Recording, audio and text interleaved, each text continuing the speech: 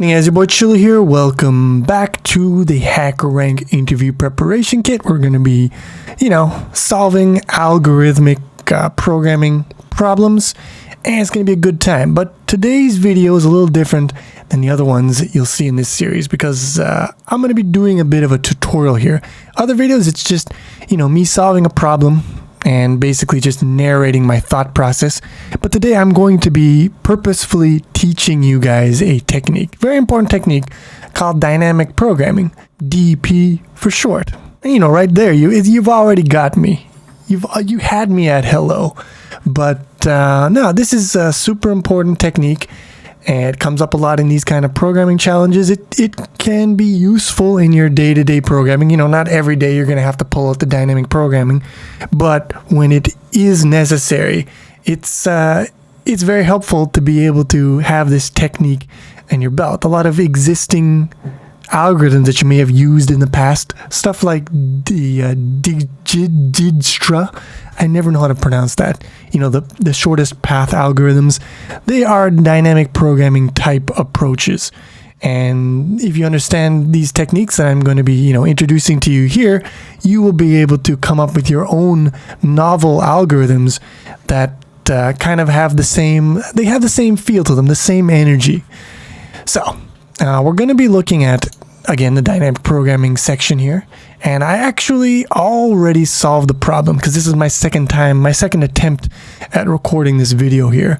So just ignore the fact that it's already solved, and we're going to solve it again here. Now the problem itself is pretty straightforward. You're given an array of integers, you got to find the subset of non-adjacent elements with the maximum sum.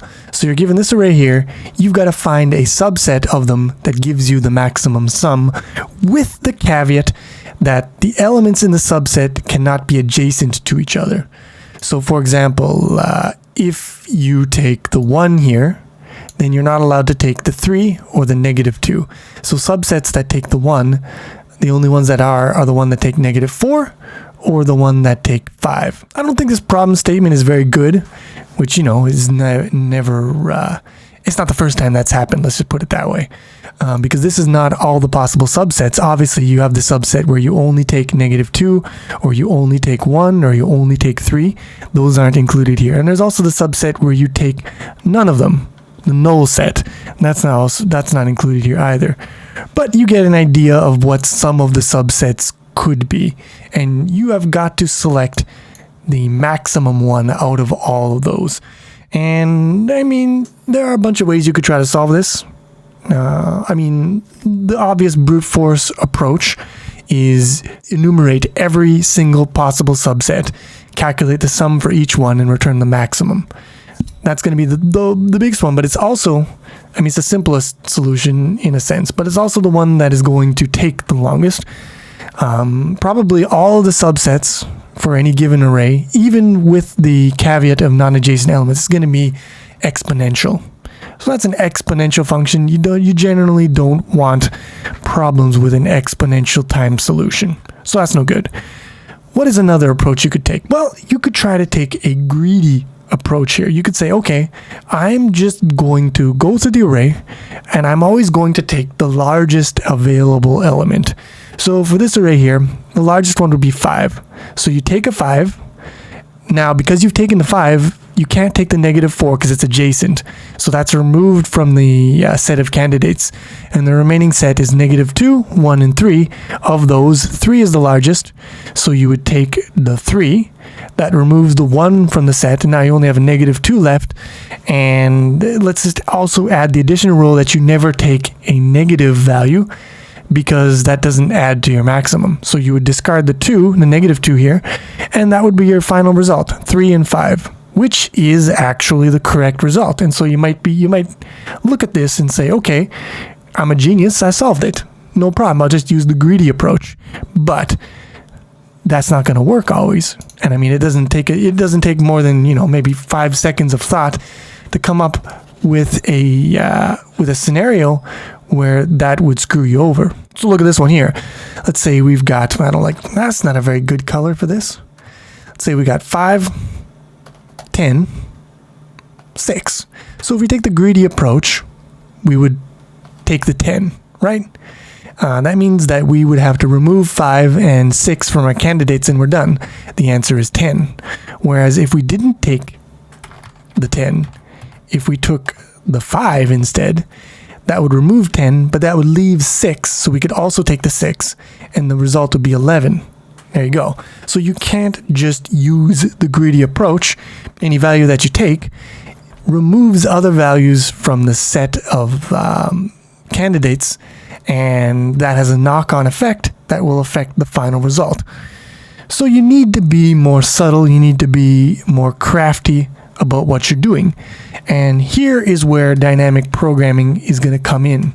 Now, the first thing you need to understand about dynamic programming is that it is very closely related to recursion. And specifically, in my mind, I think of it as something very close to the kind of recursion you see in mathematical proofs by induction. So if that's something that you have some familiarity with, then you might also be able to draw the same parallels and maybe draw on that experience to help you understand dynamic programming. But either way, we want to formulate our problem in terms of recursion. So let's say I got some array. We'll call it A. Here's an array of 5 elements. Doesn't matter how many elements are in there. We're going to define. We're gonna make some leaps of faith here. We're gonna define some stuff. So there's gonna be a function f of n, where n is equal to let's say the size of the array. So n is equal to 5 would be this full array here. N is equal to 4 would be this. N is equal to 3. N is equal to 2. And n is equal to 1. That's what we would have here. And so what is this f of n? Well, f of n gives us our max array value. So that gives us basically our answer for, if it was f of 5, that would give us the answer for the entire array here. If it were f of 2, it would give us the answer just for this subarray of the entire array. Cool. So what is f of n then? That's an interesting question. So to do this recursive formulation, you have to basically, you take a leap of faith. You say, okay, I want to solve for f of n, and I'm going to pretend that this subarray, the solution for this subarray, which would be f of n minus 1, I can get that. That function exists. I can have that answer in my pocket, no problem. And what I want to do is now I want to get, given that I know f of n minus 1, if I add one more value for f of n, can I calculate f of n given f of n minus 1 and given that additional value? So that's what we want to solve for. And that is going to be, well, let's try it out. So if we're given this value 5 here, that's tacked on to the end of these 4 values, how can we solve for f of 5? Well, there's 2 options, right? For every item in this sequence, you can either take or you can leave it. And whether you take or leave it will determine what values are available down the road. So, we have 2 options. Take the 5 or leave the 5. And out of those 2 options, we want to select the one that gives us the maximum result. So we're going to start off with a maximum here. All right. F of n is equal to the maximum of, so first we'll start with the take case. If we take the 5, will be 5 plus what? Well, if we take the 5, we have to leave the 4, which means our answer is going to be f of these 3 values here. So actually it's going to be f of n minus 2. And we'll just say that, yeah, f of n minus 2 is also something that exists and that we can get our grubby hands on if we need it. All right. So we want the maximum of 5 plus f of n minus 2. Or if we leave it, then the answer will just be f of n minus 1, right? Because if we leave the 5, it doesn't get added, and the answer is just going to be the maximum using these 4 remaining values. And there you go. We have just solved, we have given ourselves our recursive function f of n here. Now, if we try to solve for f of 5, it is going to make two function calls. It's going to make a function call to f of 3 and f of 4, right? And f of 3 is going to make a function call to f of 1 and f of 2. And f of 4 is going to make a function call, right, to f2, f3, and so on and so forth. But look at this one now. If f1 now tries to get solving, it is going to try to make a function call to f of -1 and f of 0. Both of these are they're bad, they're no good. So obviously we can't just keep recursing, keep subtracting from n. There must be a termination point. And in our case, we actually want two termination points. We want the termination point for f of 1 and for f of 2. So we need special cases of this function for n equal to 1 and n equal to 2. So f of 1, what's that going to be? Well, if we have f of 1, that's just a single value. So what is that going to be? Well, it's going to be, again, we want the maximum of our two options, which are either take the value, so take the array at 0. I guess I should put here,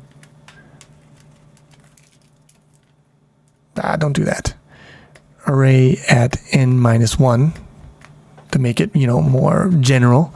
But yeah, the value at array is 0, or we don't take the value and then the answer is just 0. Because if we don't take that one, that's the only value that is in the set. If we don't take it, the answer is going to be 0. So that is f of 1. What is f of 2? Well, again, that's going to be a maximum. And either we're going to take the array at place 1, in which case, so again, if we look at what we would have with f of 2, that would be two values. If we take this one, we have to lose this one. So we're either going to take a1 and don't consider the remaining value, or we leave a1 and then we're just going to take the value at f of 1. And there you go. So now we have our three functions here that basically determine the entire recursion. We're either going to call into f of n minus 1 and n minus 2, or when we finally go down the recursion tree and we hit f of 1 or f of 2, we're going to evaluate to these ones, and f of 2 is going to call into f of 1. So if we do that, that means that the recursion will terminate here, will terminate here. I mean, this one, I guess it doesn't really terminate, it just calls into f of 1, right? Here, f of 2, this is the weirdest f I ever seen, but yeah, f of 2, this one calls into f of 1 again, and f of 3 is going to call into f of 1 and f of 2, which is going to call into f of 1. And there you go. Here's the entire tree of recursion that happens when we try to evaluate f of 5. Now, if we were to code this up as a recursive function, what do you think the time complexity would be? Well, just looking at the problem here, you're looking at every number and you're making a decision, yes or no, take or leave. And that decision branches out into a tree. So it's basically going to be 2 to the n, big O of 2 to the n. It's exponential, right? Which is obviously what we don't want. That was what I said at the beginning of this video. But just hold on to your horses, because we're going to make this a lot better. The important part is that we first come up with the recursive solution. So let's just code this up, see if it works, and then we'll look into, how the dynamic programming part of the equation fits in here. So we want to create a function that's going to return the maximum for a given subset of the array, basically for a range in the array. And this would be perfect for std span, but we don't have that yet. So we're just going to use a very simple C++ range. I'm going to define something here using iter is equal to vector int, and I believe it's called const iterator. So we'll create a little alias or whatever you want to call it there. And then we're just going to call this function evaluate subarray, whatever. And we're going to go iter begin, iter end. Okay, so now we do our recursion. First, we check for our special cases. So, and we're going to do const auto n is equal to end minus beginning. Okay, if n is equal to 1, then what we want to do is return the maximum of b. B will point to the only element in the array here, or 0, right? And again, that you should understand that that corresponds to this one right here. All right. Else, if n is equal to 2, what do we want to do there? Well, again, we want to return the maximum of either this element here, which is e minus 1, or it's also b plus 1, but we'll do e minus 1, or f of 1. So how do we do that? Well, that would be the maximum of either e minus 1 or eval subarray b and e minus 1, right? Beautiful. And then we have the general case, is I guess what you would call it. And that is just going to be return the maximum of, again, e minus 1 plus eval subarray beginning e minus 2. Or the other case would be returning the maximum of, or not the maximum, just return eval subarray. This is the case if you don't take e minus 1. Then we're going to just evaluate the remaining of the array, which is b e minus 1. Here you go. So there is our function eval subarray. This is the recursion. And here, just an adapter on that recursive function, return eval subarray r.begin r.end. And there you have it. This should do her, I believe. It should work, but we'll see. We're going to run the code. We'll see if it compiles. It often doesn't. There are typos. There are all sorts of things. We're not, but it worked on the first try. So these sample test cases are going to work. Yeah. And that means that's a good indicator that our algorithm is probably correct. Now, I showed you that the time complexity is going to be exponential on this bad boy. So you should not expect it to work when you do submit code. You should expect it to time out in many of these test cases. And indeed, it does appear to time out basically in all the test cases except for the ones that were, in the run code section here. And if you look at them all, your code did not execute within the time limits. Yeah, of course it didn't. It's an exponential function. It's not going to execute within the time limits. So here is where the magic comes in. This is actually the easy part, by the way. The formulation of coming up with the formulation of the recursive solution, that's the hard part. Once you have that, now we can evaluate to see, okay, can we use the principles of dynamic programming to make this fast? And the thing that makes dynamic programming tick is when you got like a recursive problem like this, functions calling functions, you're going to have the situation where this function is going to be called with the exact same data many times. So look in here, we have 1, 2, 3, 4, 5 calls into f of 1. We have 1, 2, 3 calls into f of 2. We have 2 calls into f of 3. And this, each of these function calls, f of 1, f of 2, f of 3, they're solving a sub-problem.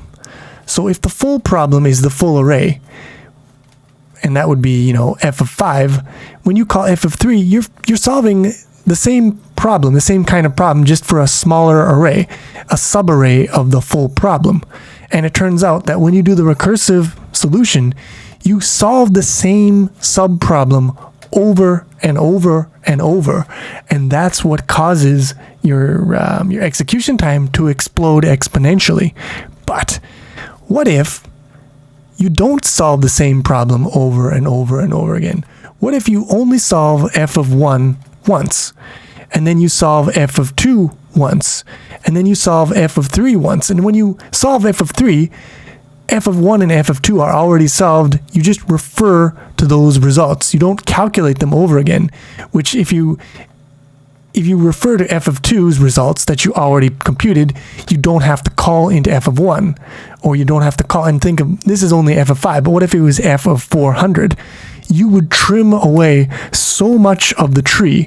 Here we can trim away 2 nodes from the tree, but if you're an f of 400, you'd be trimming away, like millions of nodes just by remembering the result of that. So with dynamic programming, what you do, there's 2 ways of doing it. There's an approach called memoization, which I won't do here, but I might do in a different problem. And there's another approach that I don't know what it's called, but I call it bottom up. So instead of starting at the top, calling f of 5, which then calls f of 3 and 4, which then calls f of 1, instead you call f of 1 and you store its solution in a table, and then you call f of 2 and you store its solution in the same table and you refer to the previous solution, and then you call f of 3 and you're going to store that in here and you're going to refer to these solutions as you compute them going down. So you build it up from the bottom to the top, and then you only have to evaluate each of these functions one time, and then when you evaluate the subsequent functions here, you're just referring to your previous results. That's how you do. And that brings you down from exponential time to, I believe, constant time for this problem. So you're going from exponential to constant time. That's the power of dynamic programming. And you only get that when you have these overlapping sub-problems, and you expose them very nicely when you reformulate the problem in terms of recursion. So to do this, we have to build a table. We're going to tabulate results, and what we're going to do is we'll call it table T, and so this would be T of 0, T of 1, T of 2. So T of 0 is going to hold f of 1, and T of 1 is going to hold f of 2, and so on and so forth. And what you're going to do is you're going to start off, you're going to fill the first part of the table, fill the second one, you're going to basically prime the pump, and then afterwards you're going to build the subsequent values by referring to the previous values. So let's get on her here. We can remove all this stuff. It's not going to be useful to us. We just need this single function now, and we're going to replace that recursion basically with a loop to build the table, and then we just return the final value in the table. That's the answer. So we're going to have our table. So let's do vector int tab, and let's create it with a size r.size. So it's going to be the same size as our array. I always forget if I can create one like this or if I need... Yeah, I'm not exactly sure. We'll see. We shall see, because vector has a bunch of different overloads. As one that takes the initializer list, and I don't know if this will create. I'm always unsure about that. It's always a point of contention for me. But anyways, so we'll start with this one. We have to fill the first two parts, the first two elements of the array. But let me just make sure about my my constraints here. So n is from, okay, so n can be just a single element. So that's mildly annoying, but we can handle a special case of a single element in the vector by just doing a little test here. If r.size is equal to 1, then return maximum r.back and 0. So if we have the size of 1, we just return that single value, or 0 if 0 happens to be larger. Otherwise, we're going to create our table. We're going to put table of 0 is equal to the maximum, the back of the array, and 0. And table of 1 is equal to the maximum. I don't think I want the back of the array. I think I want the 0. Yeah, I want the front of the array. And here I want array at 1 or table 0. There you go. So we have our two, basically our two terminating conditions here. And afterwards, we just do a loop for size t I is equal to 2 as long as I is less than r dot size I plus plus. And what are we going to do in this bad boy? Well, it's just going to be tab at I is equal to the maximum between r at I plus tab at I minus 2 or tab at I minus 1. That directly corresponds to, the stuff that we're doing in that recursion. It's not much different there. We build up the table like this, and then when we're done, we just return table dot back. The last value in the table is the answer. All right, let's see if this compiles or if I messed something up. Well, it does compile, and I did mess something up here because we're getting the wrong answer. So there's obviously something amiss here, something remiss.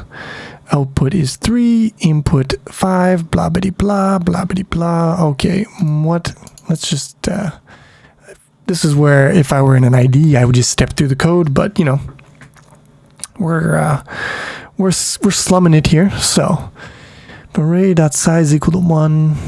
Yeah. Now, one thing I'm never sure about.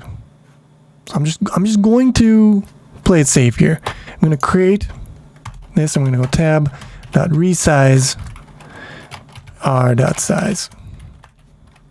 I don't trust it. I don't trust that constructor. It's always a little suspicious to me. All right, I fixed it. So it was definitely that thing that I never trust and never exactly sure what to do with. But yeah, we'll create this vector and then we're going to resize it to the size that we want. And then we build our table and it looks like it's working. So let's try to do. Let's try to do. Now we're doing this and we're not redoing any work. We're computing each sub-problem only one time and then referring to that when computing the larger sub-problems. We build it up from the smallest sub-problems and we keep adding on to that until we reach the problem that we actually wanted to solve in the first place. And there you have it. There is dynamic programming in a nutshell. This is as far as dynamic programming problems go, this was definitely one of the easier ones. But I think it does at least do the job of showing you guys, what it's all about. And I mean, when it comes to the actual, the skills, the chops needed to do the solving, I mean, obviously you have to be able to look at a problem and have the idea that, okay, this might be something where dynamic programming comes into play. And there's a whole art to that sort of identification that I won't get into here. But once you've, chosen that, okay, I'm going to try to use dynamic programming here, the second thing, and the most important thing, is to be able to formulate the problem in terms of this recursive, this recursive approach here.